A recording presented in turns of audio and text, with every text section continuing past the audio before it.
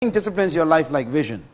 And discipline is simply defined as self-imposed standards for the sake of a higher goal.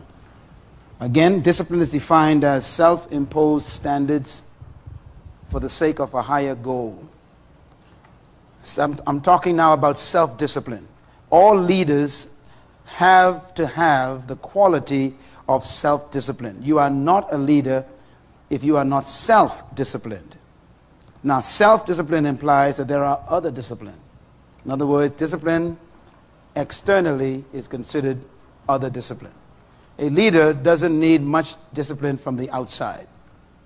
They self-impose discipline on themselves. And that is what we call self-discipline. Now, the key to achieving your vision is discipline. And this scripture found in Proverbs 29, we read it early this week. It says, where there is no vision, the people perish. Blessed is the man who keeps the law. A little definition here of what that means. Where there is no vision, people throw off restraint. That's what that word perish means. It means to throw off self-control. In other words, where there is no revelation of the future, people throw off self-discipline. So the key to your life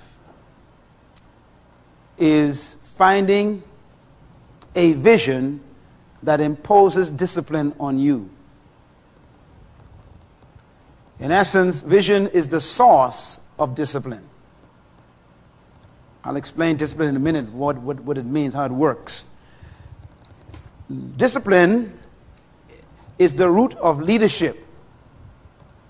It actually is the very nature that attracts people to you.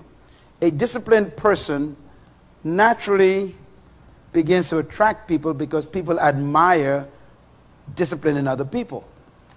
That's why we go to see athletes perform. We really admire their discipline that they put themselves through. If you do the same thing as a person, people will then begin to believe what you say. Your very life of discipline creates trust. People trust a person who they perceive to be disciplined. This is why athletes also are used to promote and advertise and market products. People, they are selling the discipline of that athlete. Okay? Not their fame, but their discipline. We think it's a discipline. I mean, it's a fame. It's actually a discipline. We think that if we wear Nike shoes, we will jump like Mike. Okay? So the idea that they sold us was, if you want to be like Mike, now you know 180 pounds and some chitlins, you cannot be like Mike. But you still buy the Nike shoes because the idea is what you're wearing. So you are buying the discipline that he has in his life that produced the kind of professional athleticism that he is known for. And so you are really impacted by the discipline.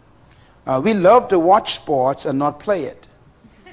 Why? We admire those athletes because of their discipline. The same thing is true about you. If you remain consistent and disciplined in your life, you'll find people will come just to watch you. And they'll want to actually pay to watch you. They'll bring their offerings and their tithes to watch you do what you do. It's incredible. So discipline is powerful, and according to the Bible, discipline comes from vision. Vision. A man or woman without a clear vision for their lives lives a very loose life. But a man with a vision, they live a very narrow life. Very important. The disciplined people live very narrowly. When a man or woman has a vision, their life becomes very, very tight. Why? Because vision simplifies life. What do I mean by this? Again, it'll take a couple of days to teach this, but it's very important. When you capture a vision, it simplifies everything. Everything.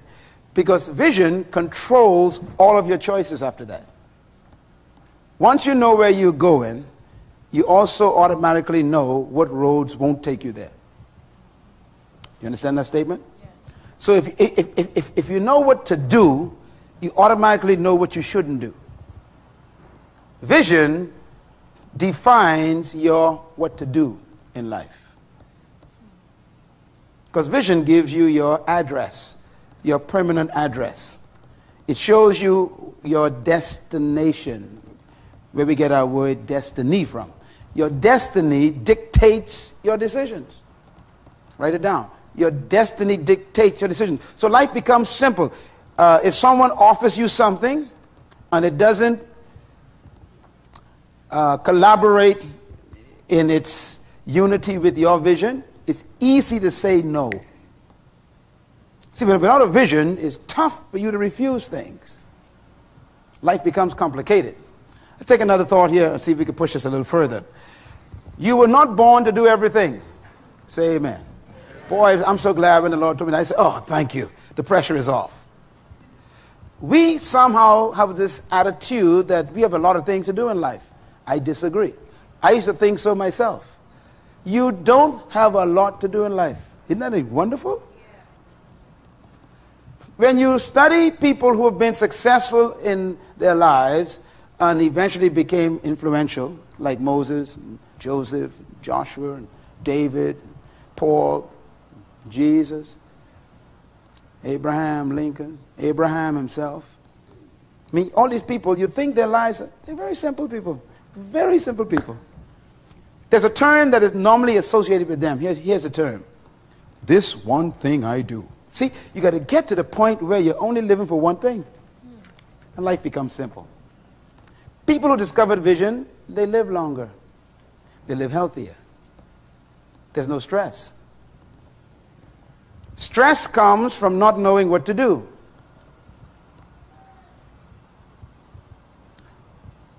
You remember the story of Martha and Mary.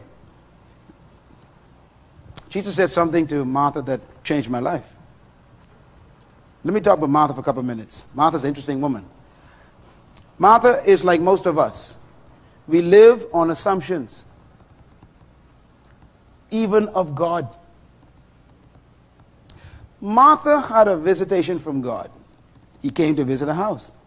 Guess what she did? She assumed he was hungry. See, that's the problem. We think we know what God wants us to do. One thing you learn from this summit so far is that vision is from God. You don't tell him what you are going to do. You got to report to him, submit to him, and stay still until you are clear of the revelation. Because without that revelation, there is no self-discipline. Martha ended up cooking for God and he wasn't hungry. And then she became angry because other people were not joining her in her busyness, which was not appropriate. In other words, she tried to get other people involved in things that was not God's will at the time. I wonder if you're doing that. Martha proceeded to cook for God. And then she came to God and says, look, why don't other people come and help me? Send my sister to help me. Now the answer Jesus gave you must study. It was a leadership answer.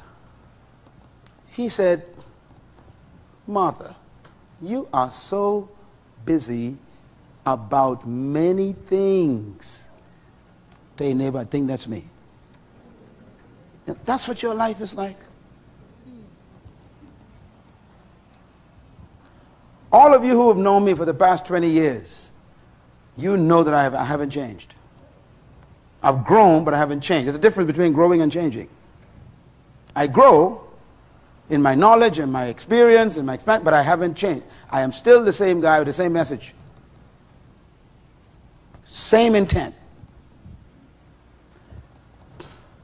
That makes my life simple. He says, you're busy about so many things. You're trying to do everything. You're trying to be everybody and trying to be everything to everybody. And then he said to her, Martha, big words, only few things are necessary. Boy, that's a beauty, eh? He said, look, life is filled with a million questions every day and a million things to do. He said, but only a few things really necessary to do in life. Let me ask you a question. Are the things you've done for the past 11 months in this year, were they necessary? Don't answer it, just think about it. You might be shocked at your answer. The question then is, what is necessary? How do you define necessary? It's answered in the Bible very clearly. It's easy to find what's necessary. Necessary, according to Paul, the apostle, is defined like this. Paul says in 1 Corinthians chapter 6, he said, all things are permitted for me to do. I can do anything I want.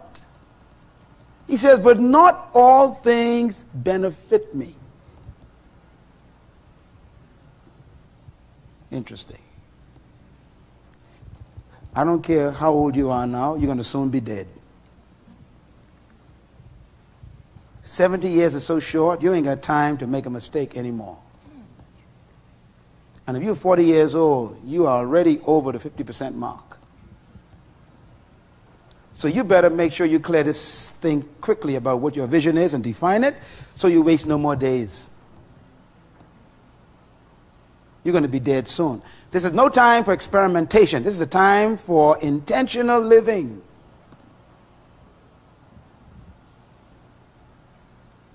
You've got to know where you're going now. This is too late to take detours and go through corners you ain't supposed to go through and wondering how to get there. You better know your destination from this mountain. When you leave here with your certificate tomorrow, you better have a clear idea. And that's why this session is important for you.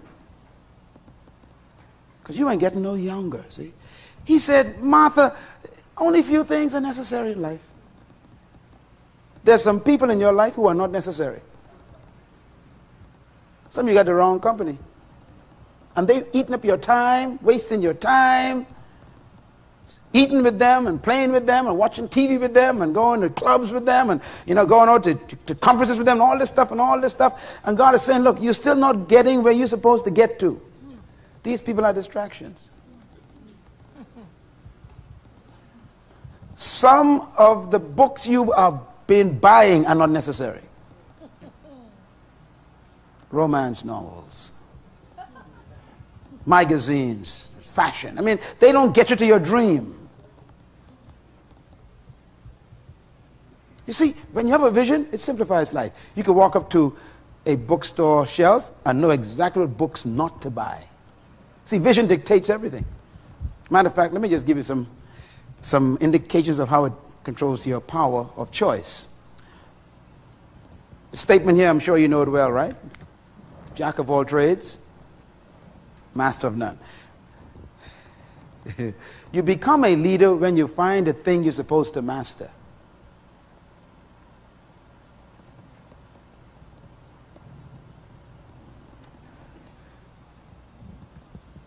Everything that you do is supposed to be motivated by your vision. Everything. Vision is supposed to be the source of your human motivation. It simplifies your life. Do you know why most people are actually poor? I know why they're poor. Poverty, like we learned last night, it's not a problem. It's a result. Most people are poor because no one knows who they are. What do we mean by that? Vision helps you identify yourself before the people in the world. And because they know who you are, they know what to come to you for. Let me give you another statement, very important. This is so important. If you want to be successful, write this down, do not seek success. Seek to become a person of value. Again, if you want to be successful in life, do not seek success. Seek to become a person of value. In other words, write it this way: make yourself valuable and they'll pay for you. Make yourself valuable and people will pay for you. That is what we do with gold, silver. How about gasoline, water? Our society has made these things what?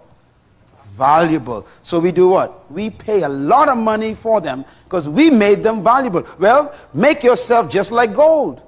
In other words, develop a gift in your life that has become so valuable to everybody else that they will pay you to perform it.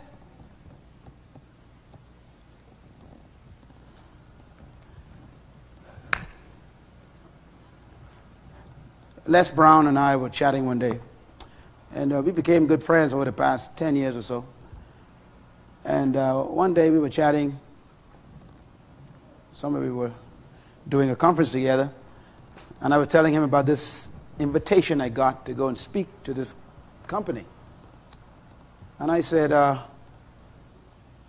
how much should I request as a fee from this company? And he said, how much do you think you are worth to that company? I said, I don't know. I was just starting in that particular area of the business of public speaking. And I said, I don't know, maybe $4,000 or $5,000. He said, that's all you think you're worth?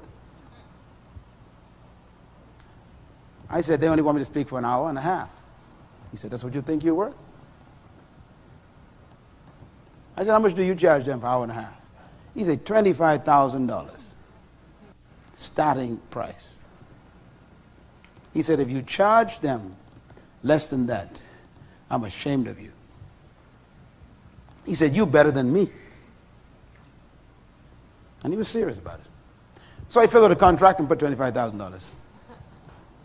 The check was in the mail the next day.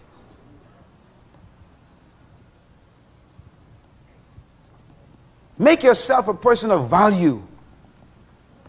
Don't seek success.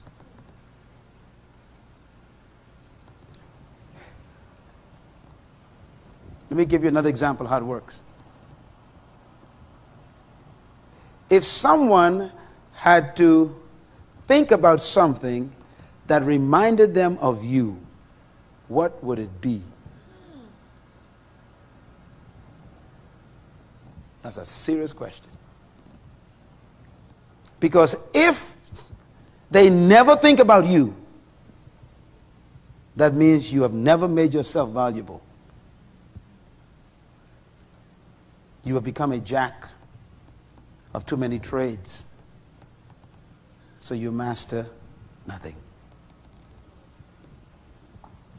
You think of Tiger Woods, what do you think about? Michael Jordan, what do you think about? Barbara Streisand, what do you think about? Interesting. That's a good answer. Barbara Streisand, you think about two things, don't you? Acting and singing. See, she developed two gifts. What do they think about when they call your name? Your problem is they don't think about you at all.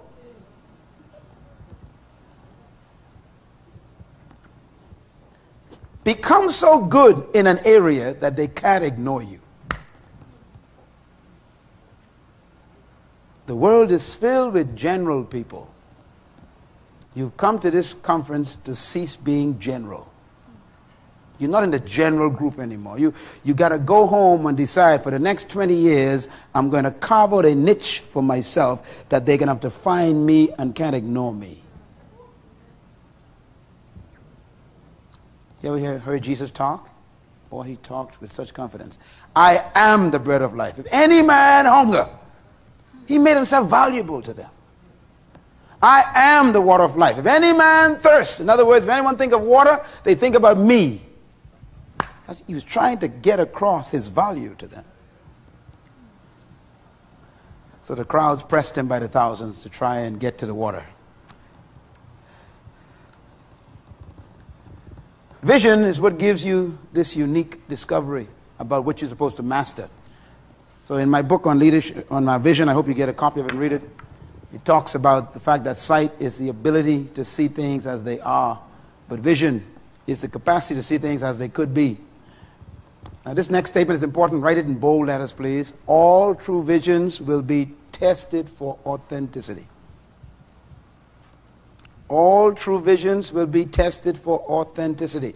If your vision is truly from God, life will test it to prove that it's authentic. So get used to the idea of challenges if your vision is real. It doesn't come to stop your vision, it came to test it, to prove it that it's true, if it's real. If a vision is terminated by trials, it was probably not authentic.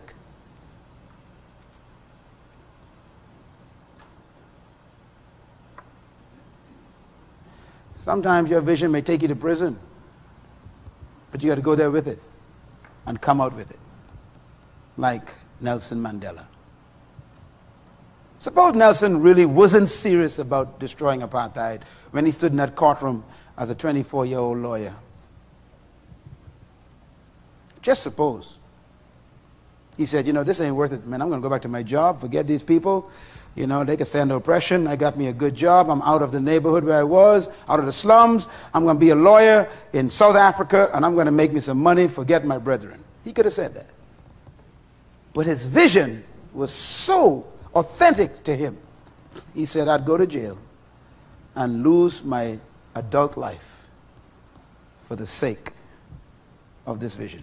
How much are you willing to pay to keep what you believe in? Vision is powerful. Write this down, please. True vision is discovered when you discover something you're supposed to die for. Visionary leaders ask the question, what kind of history do you dream of making?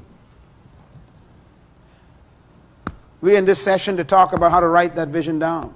But these are some preliminary thoughts you need to have in your mind. What is it that you'd like to do to write your part of history? In other words, do something that they cannot erase from history. And you don't need to do great, massive things. We keep thinking I do great. For example, the woman who poured the oil on the body of Jesus, you know what he said about her? I mean, that was such a simple act, eh? She took some perfume, which is believed to have been some embalming type fluid as well, because he said this was for my burial. The scent of that stuff was so strong they knew what it was. Very precious spices from northern Africa and Asia, and that was imported stuff. It's very expensive. She had a little vial of it, probably cost about $15,000 in our modern day currency. And she took that and rubbed it on the body of Jesus. And it was just a simple act, and that's it. She vanished out of history. Guess what? We're not even sure what her name is. It doesn't tell us what her name was. Now, some people assume it's Mary and all that, Mary Magdalene. You know, it doesn't quite say who it was. But yet Jesus said, what she has done will be spoken of all through history. See, some of you think you got to build a big building like Dr. Myles Munroe or build a school. No, there's some little things you were born to do that they can't get rid of. For example, there's no such thing as the gospel according to Andrew. Is that right? Yes. Amazing. He has no gospel. But yet it was Andrew who brought Jesus to Peter. Or Peter to Jesus, rather. In other words, he was the connector. There has to be an Andrew that history can't forget. You may never stand here where I am and be under the camera lights. That may not be your vision for being born. But whatever you're supposed to do is not supposed to be erased. That's why I am convinced you were not created just to make a living and pay bills.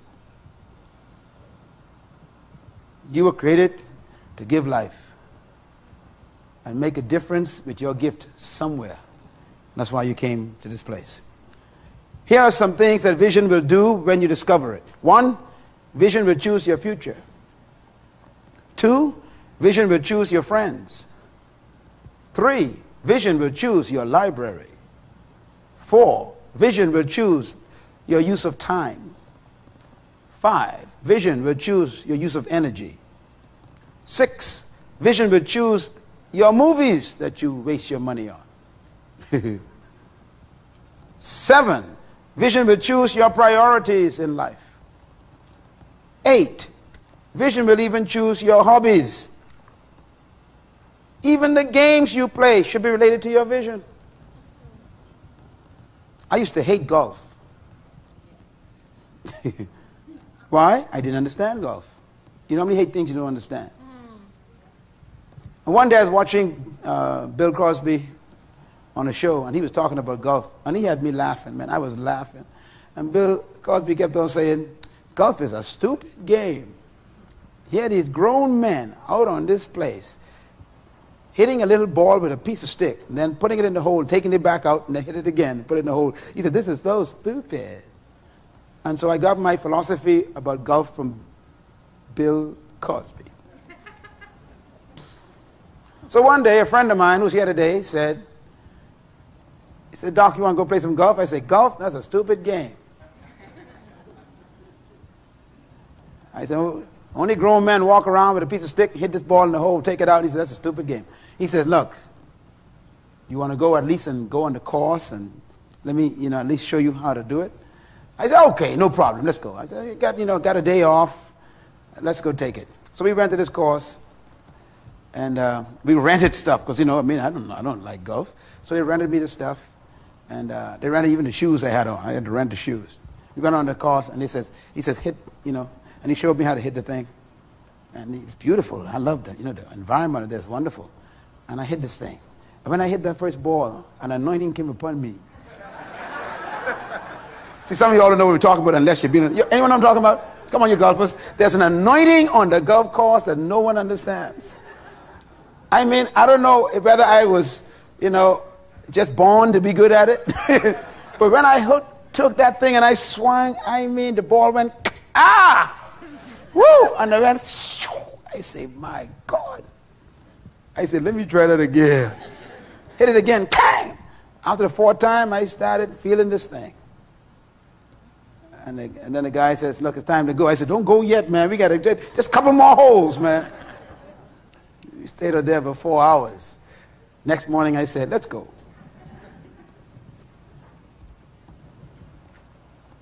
The next day, we went on the course. And he had someone with him. It was a movie star. I said, oh. He said, this is the guy who stars in New York Cops on TV. I said, who's this guy? I said, wow, I saw you on TV, that's right. He said, I saw you on TV too, man.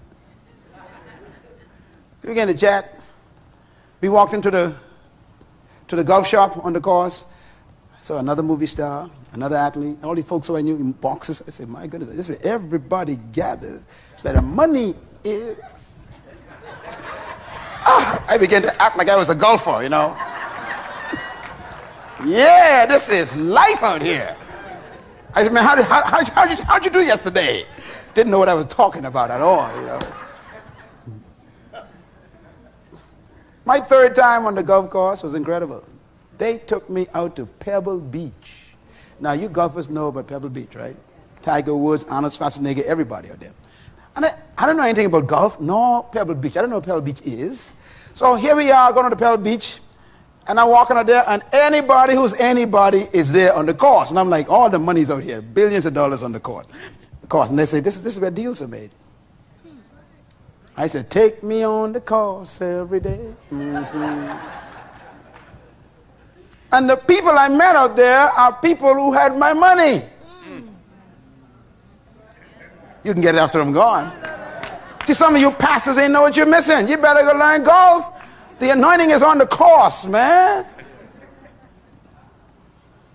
Your hobbies should be related to your vision. If you're going to play dominoes, play with rich people. Let your hobbies bring you into environments that expand your vision and your networks. Coming here, some of you came because there's a little vacation built into this. But look at what you are getting and meeting while you're here. And there are people in this group who got a lot of money. I mean, some of them I tell you, but you want to know who you're sitting next to. They got millions of dollars. But they ain't here for that. They here for some other reasons. And part of it may be for you just to get to know one another. What do you choose to play with? Even let your play be with a purpose. Everybody say play with purpose. It's important. You know, having your own aircraft is incredible too. It's a whole new world. Because you never go through the normal airports anymore. So all the private airports are only filled with people who own their planes. You know what that means? Use your imagination. So now I meet all these people who you never see.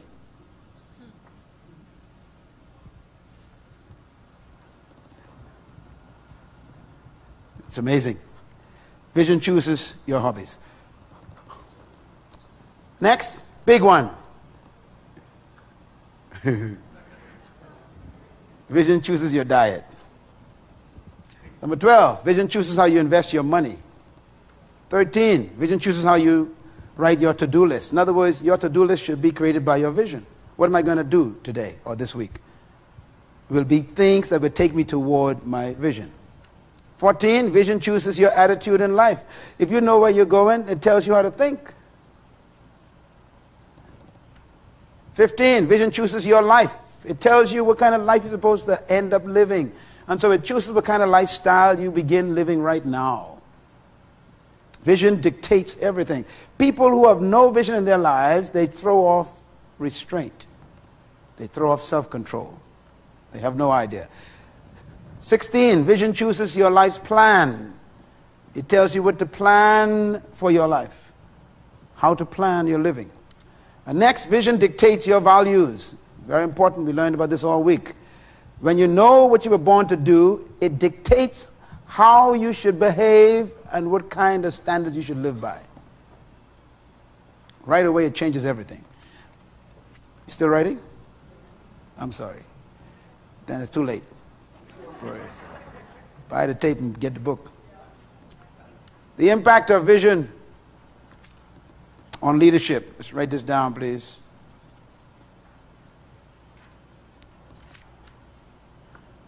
Vision clarifies purpose. It gives direction to the leader, and it empowers the leader beyond his assets or her assets. Very important. Vision clarifies purpose. In other words, purpose is what you were born to do. Vision gives it clarity. And then vision also empowers you to know the direction you're supposed to go in and your assets. It goes beyond your assets. In other words, vision does not allow you to live by what you don't have.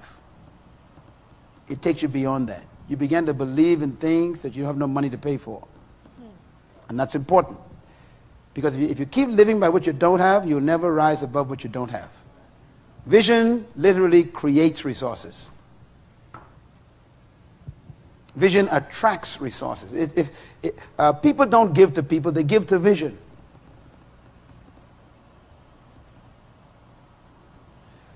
These things that you call government grants are literally resources that are looking for vision. When you go to get a grant, they don't say they can give you this to spend money. They always ask you, show me your vision first. What are we giving this money to? It's not to you, it's to the vision that you have. Vision attracts resources. And so it's important for you to really clarify your vision and make it so plain that anyone can see it like you see it. Wise people make choices that protect their vision. Very important. By the way, on the list I gave you earlier, it does say vision chooses your friends. Huh? Let me tell you something about how important that is. Once you know where you want to go in life, it decides your company.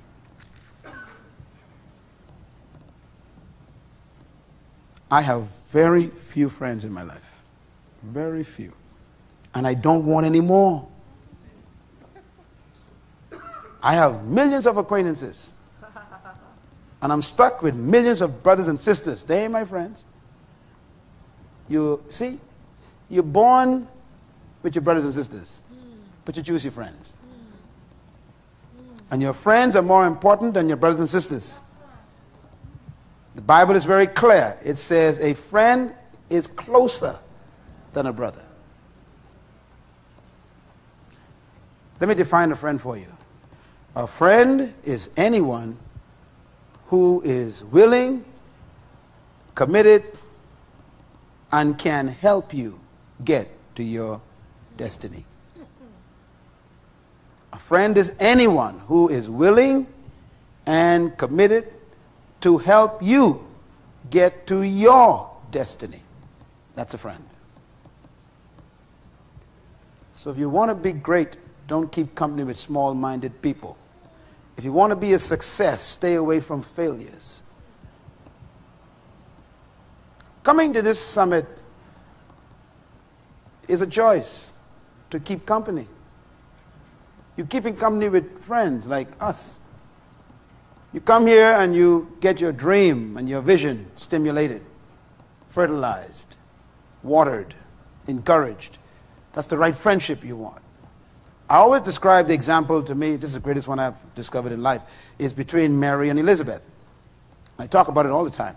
You know, Mary was pregnant with the greatest gift in the world. And the angel said, if you want to have this baby, you got to go find Elizabeth.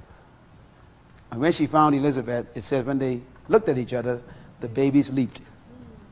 Don't be with anyone who doesn't make your baby leap.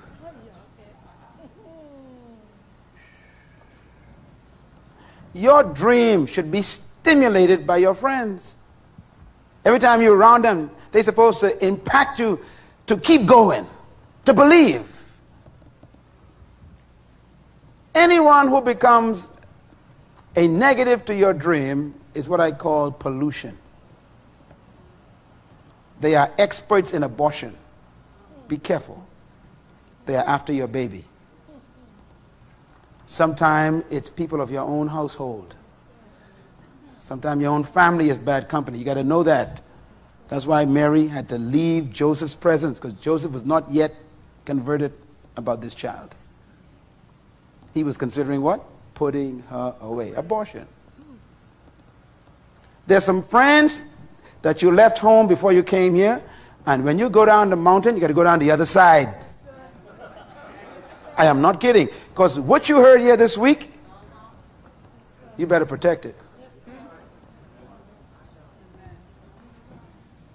You should have never come here if you want to keep your old friends. Write this down. You can outgrow your friends.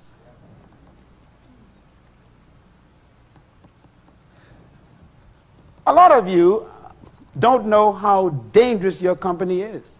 So let me give you another principle to work with. If in your group that you call your friends, if you are the smartest one in the group, it's time to leave the group.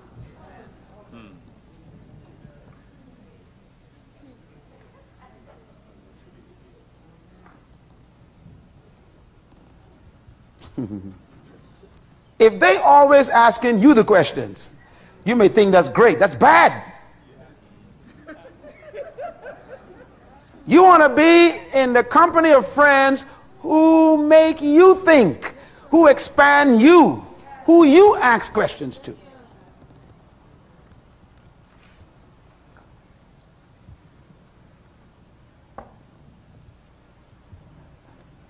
People who ain't going nowhere want you to go with them.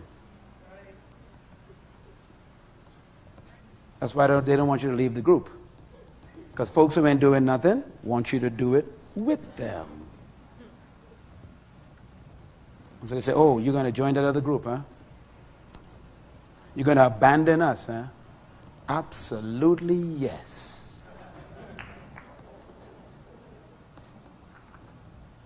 There are some friends who I grew up with right here in this island. I'm talking about 40 years ago. And they are still sitting under the same tree, playing on the same domino board with the same dominoes. I can still find them. And you got friends like that too?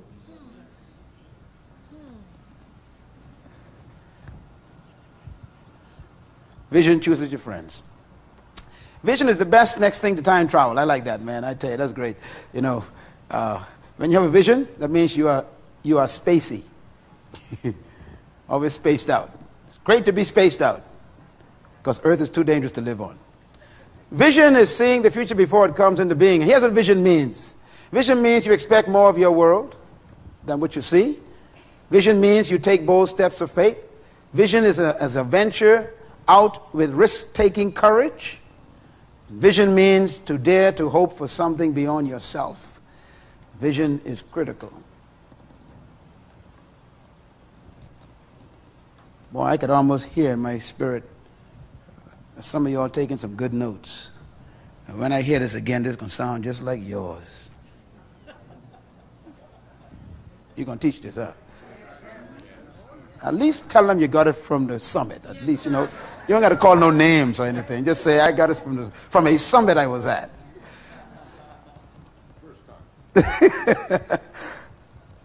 Vision is so critical. It literally makes you believe in a better world. It becomes more real. And I believe what we heard in the last 2 sessions we had here was so deep. I was taking notes like crazy because what we heard was so critical. And Dr. Chris was talking about the subconscious mind. And then Dr. Raphael Messiah was talking about the subconscious mind. It's so important. I was sharing with one of my colleagues when he was teaching. I said, do you realize what he just said? That your body and what you show us is fake. Your real self is your subconscious self. So if nothing gets into your subconscious self, it's not real yet. That was a powerful thing. That's why the Bible said, let these things sink down into your heart. Get it into your subconscious mind. Then it becomes real. All right. Vision is unlimited sight. That's a Myles Munroe quote. So make sure I give him my name on that. It's unlimited. Ability to see without limit. The power to do that. All right. A couple more comments and then we'll look at the system of writing your vision down. The vision you have for your life creates consequences and affects how you spend your time and your resources. What does that mean? It means that a strong vision inspires passion. This passion transforms and controls your life, and vision is the source of that discipline that life creates. Without vision, sight has no hope. And therefore, when you have vision, you can always live in the midst of difficulty with a good attitude. A good attitude. The greatest leaders in the present but focus intently on the future are the ones who win. Living in the present is fine, but don't put your focus there. It's too much depression. Be an agent of hope. Moving too slow. All right. Here we go. Here are the 10 components of writing a vision. And I give you a chance to ask some questions in the last 5 minutes, okay? Number 1. A vision should be clear and simple. When you're writing a vision down, please do not be afraid if you're writing many pages. Now let me just explain this to you. The process I sometimes take my classes through in training to write vision, especially when I'm dealing with corporate companies, I tell them, I said, look, first you got to do is go find a quiet place. Get away from everybody. Take no music with you. Get away from television. Get away from all distractions. Go on the beach or go in the bush. Because in order for you to hear your insides, you got to get rid of distractions on the outsides. If you study the Bible carefully, the characters in Scripture, most of them received their vision for their lives when they were out in the hills somewhere. Moses used to live in Egypt, remember? That was big civilization, big city time. For 40 years, God didn't show him anything. But now he's stuck in the back of the desert as a fugitive, with sheep who can't talk to him, no trees, barren land. And God says, I think I got him now. David, stuck out there in the hills with them sheep, little harp, nothing to do all day while the sheep are eating, just kind of sitting down there worshiping God. Gets a vision. Joseph, out there in the back of the hills, no big city lights, no shopping centers, no malls, out there by himself. God shows him his dream. The reason why you can't see is because you're looking too much.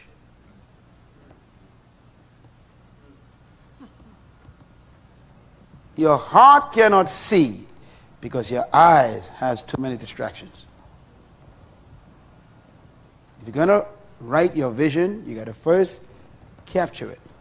And you capture it by getting positioned in a certain way where you can hear what God has been saying all these years.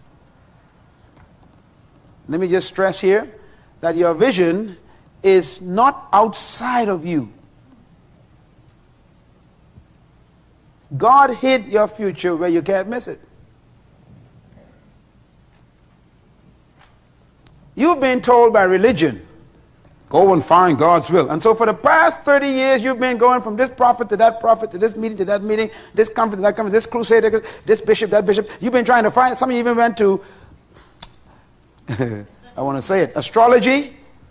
Call me now. I mean, you went all kind of stuff to try and find why you was born, and God is saying, this is stupid. There's a book out there, 3 books out there. I want to recommend you buy them. 3 books on potential. Please buy all 3 of them and read them in succession. The first one is Understanding Your Potential. Read that one first, Understanding Your Potential. Then read number 2, Releasing Your Potential. Then number 3, Maximizing Your Potential. Why? I spent 30 years studying this thing. And I discovered life is very simple. Simple. Life is simple. God hid everything that a thing's supposed to become in itself. So your future is not ahead of you.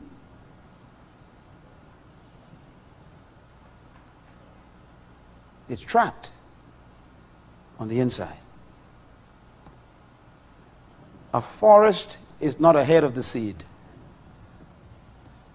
It's in the seed. Your future is in you, been there all along, but there's too much noise. So as you get home, clink, remote on. In the car, boom, boom, boom, boom, boom, boom. So as you come out of the car, friends, yap, yap, yap, yap, yap, yap, yap, yap, yap. God is saying, man, this is a lot of noise for the last 50 years. I can't even get to this person. How did God get to talk to Abraham? God says, leave your home. Let's talk in the mountain. See, the reason why you can't discover what you were born to do is because you don't even make time to discover it. Sometimes that's why God would allow you to get sick and drop you in the hospital for a couple of weeks on your bed. And then you finally hear God's voice for your life. Because you don't take no time. And by the way, please get that book on prayer. It's very important. Because, did I lose that? In the name of Jesus. Because it is important for you to understand that God doesn't play cat and mouse games with us. He wants you to know what you were born to do. So you got to write it down. You have to write it down. It might be the plug. Now, this book on prayer. Oh, you got one here. The book on prayer. Write this down, please. Write this down. It's going to be very shocking for some of you, but please write it down. Meditation, write it down. Meditation is the most important aspect of prayer. What is it? Meditation. What is it? Meditation. What is it? Meditation. What is it? Most of you never meditate. Never. You talk too much in prayer.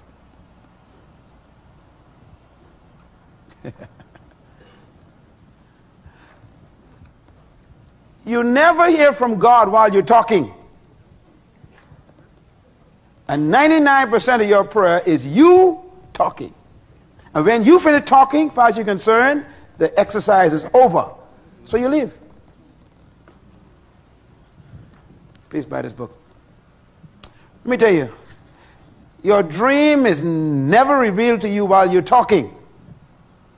And we think prayer is talking.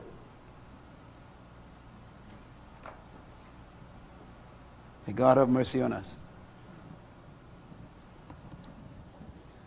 I want you to go back home changed. Are you? I said, are you? When you go to pray again, please pray 10 minutes and sit for 60. And just listen. You'll be amazed how loud he speaks.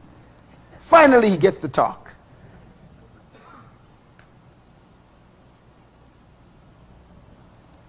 Meditation. Prayer is you talking. Meditation is you listening. Suppose you and I have a conversation. You come to see me to ask for some things. You tell me everything, and then don't wait for me to even tell you what I want to do. You just leave. That's stupid, isn't it? We do it to God all the time. And God goes and say, wait, don't go yet. I didn't answer you yet. Where are you going? Wait. And you're gone. You think you already did your prayer time. See? And you keep asking God, how come I'm not hearing from you? How come I'm not getting any direction from you? God's saying, because you don't wait for the directions. You give me instructions. Is this good? Yeah. Dangerous stuff, eh? You must know where you came from. Now, am I lost? God forgive you. Okay. Anyhow, everything I know is already downloaded in me because it came out of me. All right. Number 2. Write all of your desires on paper. All of them. Now, this is important. You might end up with 10 pages. Don't be alarmed. We're not ready for simplification yet. Write all your desires down. Think about everything you would desire to do before you die and just put it on paper. It may end up being 10 pages. My own was about maybe 8 or 9 pages when I worked with this as a teenager. Don't panic. You're getting out your desires.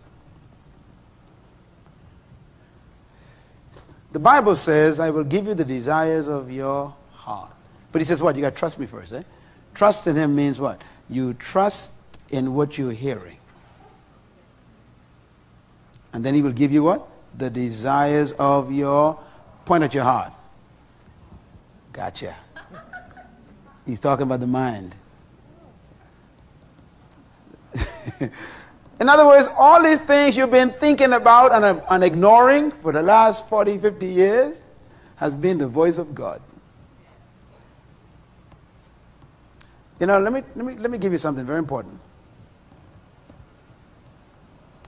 The voice of God is so simple, we ignore it because it's not sophisticated enough.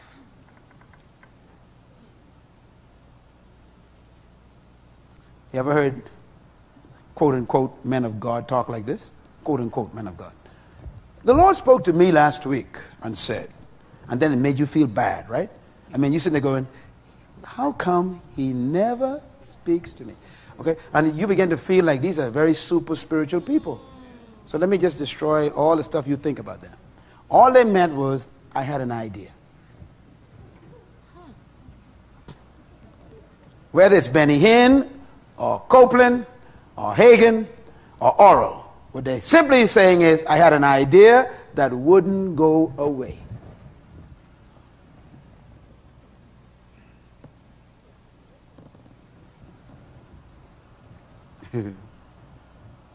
Well, then if that's the case, then God's been speaking to you for a long time.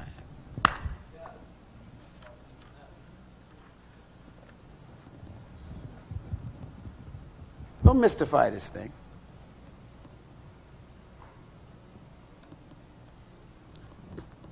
Your vision is the thoughts that won't leave you. Your vision is the dream that keeps coming back for 30, 40 years. It started when you were 10.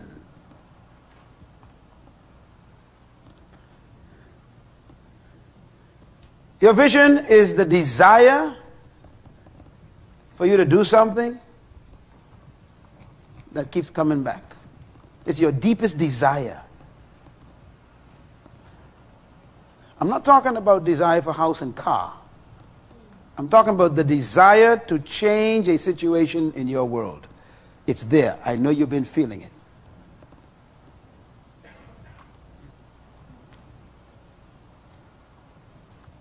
That's why I told you that your purpose in life is the thing that makes you angry. It's the thing that you keep seeing and you get mad. No one else gets mad at it, just you. Whatever makes you angry, you were born to solve.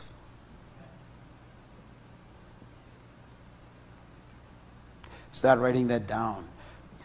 Write down what you feel is a solution to the thing that makes you angry. Because those thoughts, I remember reading this as a young teenager in the book of Psalm. It says, the thoughts of a righteous man are always right. I couldn't believe that when I read that. Because I was taught by the church, do not trust your thoughts. The thoughts of a righteous man are right. Righteous means what? Properly aligned with God. That's why I say you trust in the Lord. Get yourself aligned properly, and then He will give you whatever comes out of your heart when you're in that alignment. The desires that you have. That's why you came to this summit. There's some desires in your heart that you want to accomplish. And they're being refined here. You go back to your hotel room in the nights and you begin to think. Look at the window, out of the ocean, you begin to think, my God, what am I doing in this place? I'm feeling some things that frighten me. That feeling is good. Feeling is good. Don't be afraid to dream while you're here. Most importantly, write it down. Now, when you write all of your desires down, like I say, you may end up with a lot of information on paper. It's important for you then to simplify those 9 pages of paper to concise one-sentence statements. In other words, you may have 7 or 8 different things that you really feel strongly about. Just write them down and simplify them in sentences, simple sentences. I remember mine, when I began to crystallize mine, I had a passion to see young people changed. Just a teenager, I had this passion. So I wrote it down. And then I began to think, how can I do this? I began to think, I can do it through music, because I had this natural gift of music. So I wrote down, I would write music specifically to attract young people. I began to simplify it. Then I said, okay, so then I will write music, and I will form a group that will sing music that will attract young people. And my vision began to get clearer and simplified. I ended up with this idea. I'm going to form a group that will produce contemporary Christian music to attract young people so I can tell them about God. I had it all on paper. And then the vision began to grow. We started having, I formed a group, we started writing music. Music began to attract young people. We had 4,000 or 5,000 teenagers in this same island coming together to hear our music. And we tell them about God, they got saved. I was 16, 17 years old when we started doing that. And then the problem started, what do you do with these young people? Because they weren't going to church. They came off the streets. So the vision grew. We had to form these relationships with these churches to send these kids to these churches. Now the churches didn't know what to do with the kids because the church, were not prepared. So we had to develop a whole new system of meeting on Saturday nights. So we formed this other little place called, a Crossroads Lighthouse, where we said, how about the kids meet? Because they had to find somewhere to go. And we started these coffee houses. In other words, as the vision is simplified, it begins to grow. Because your vision creates more new opportunities for you to solve more problems that are raised by those solutions that you already given. Your vision may start very simple, and it ends up being a conglomerate. I mean, today, our organization is worth, multi-millions of dollars, but it started with 7 people in my apartment. Just to solve a problem.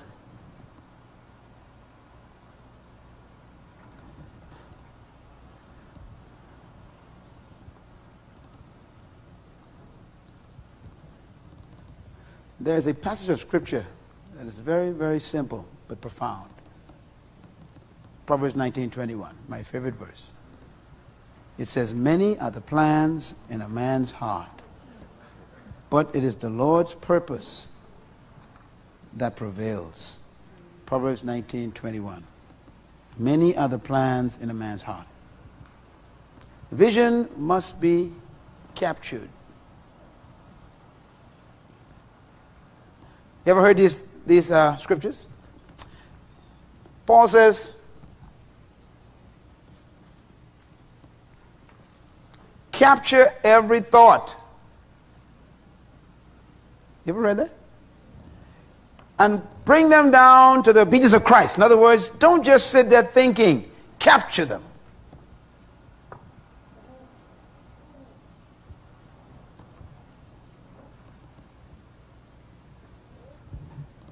Bringing them to the obedience of Christ means that you compare them to the Word. And if it's in line with the Word, he say, hold on to that thought. No matter how big the dream is.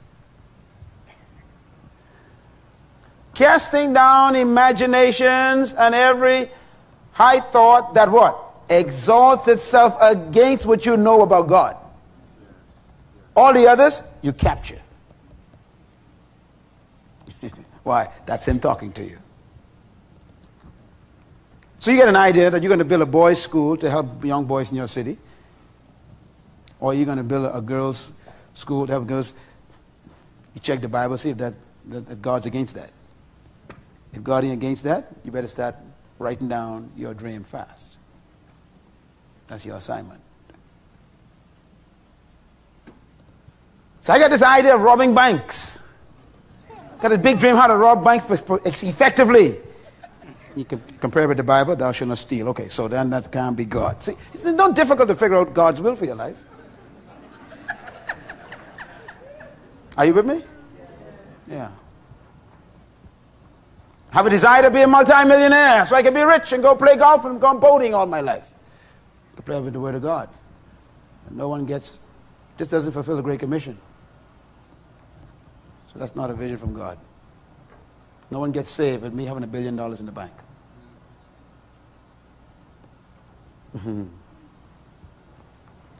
Casting down imaginations and every high thought that exalts itself against the knowledge of God. Then it says what? Bringing into captivity every thought to the obedience of who? Christ. All right? Capture it. Number 2, simplify. Number 3, document it.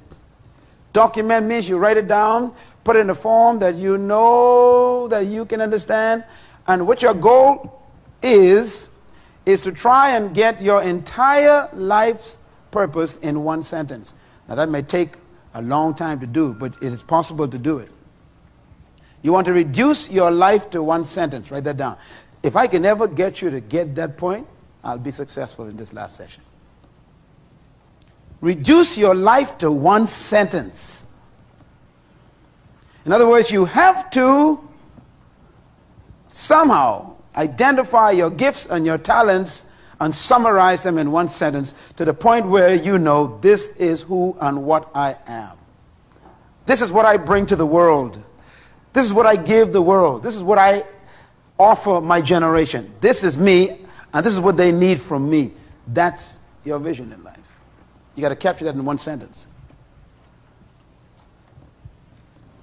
Next, you must communicate that simple sentence. Put it in a brochure. Make a plaque out of it. Put it everywhere you are. Talk about it. Talk about it to people. I told you earlier this week that people exist to help you, but they got to find you first. So you got to capture that. Then make a plan based on that sentence. A plan is your strategy to get to your vision. By the way, I learned something about planning. God doesn't plan for you. Next point, revise your vision. Notice the word revision has vision in it. Re means what? To go back. So a revision of your vision means you keep going back to check to see if you're on course. Because God may even adjust some things. He may even change. Don't be afraid to give God something to adjust. And finally, evaluate your vision. Evaluate your vision means that you keep judging yourself. Am I doing what I say I was born to do? Or am I getting off track? Few suggestions. Suggestion number 1. Your greatest enemy is distraction.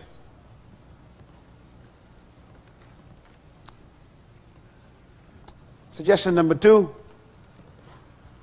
the greatest distraction is not bad things, but good things. The greatest distraction to your vision is not doing bad things, but what? Good things. Important lesson to learn.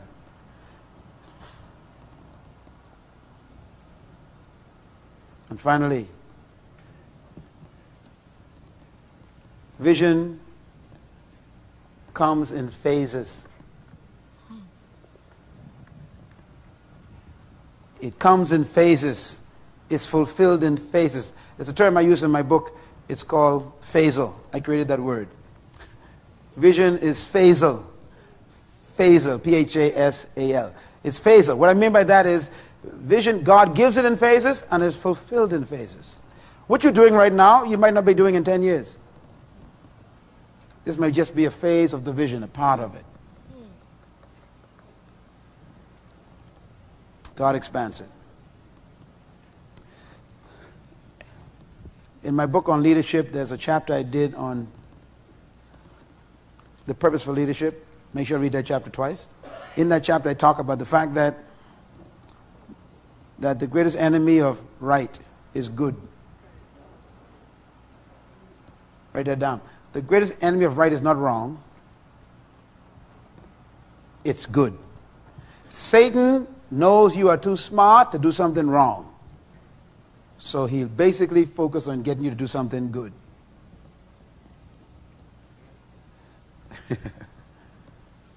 Because when you do something good, you think you're doing something right. You were born to find out what is right for you.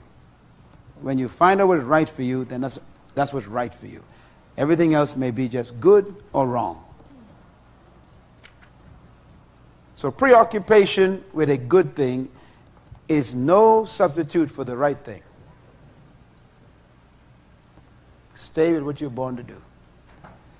That means you should not accept every opportunity that comes along, even if they are good. Are you listening? Don't let people come into your life and change your vision to do something good with them. It's a statement I make often. Simple statement, but I live by it. Learn from others, but never become them.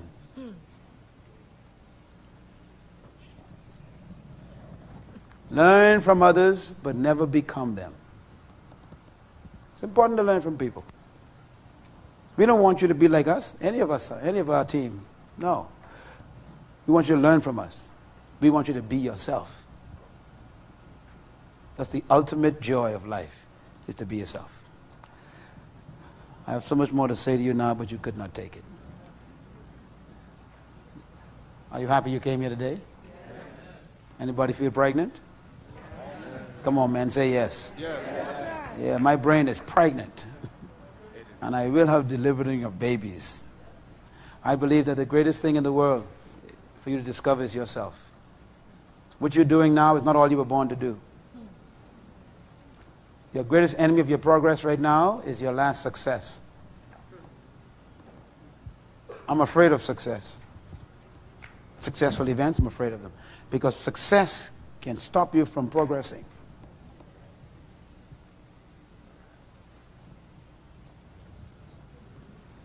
What you were born to do, is so much bigger than what you're doing right now. I don't care how great you think you are right now. Don't get stuck in that stuff. You're awesome. I say you're awesome. Some of y'all took a week off from work. I know that. Listen, you can have a great day when you go back to work. Just remember that job is not your permanent address. Yeah? Go back to the job with a good attitude now, okay? Tell them, enjoy me while you can. I know you can't pay me what I'm worth, but I'll be here for a little while. I'll exercise my gifts in your environment, and I'll use your materials to develop myself.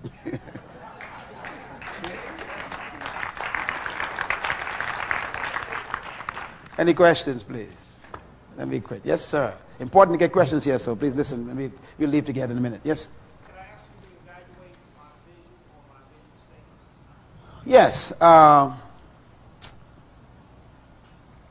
Let me give you a little suggestion here. If you have a vision statement already written, and you would like for myself and others in our team to take a look at it and critique it for you, then we'll be happy to do that. If you are a member of our association, that is one of the things you have access to immediately, our input.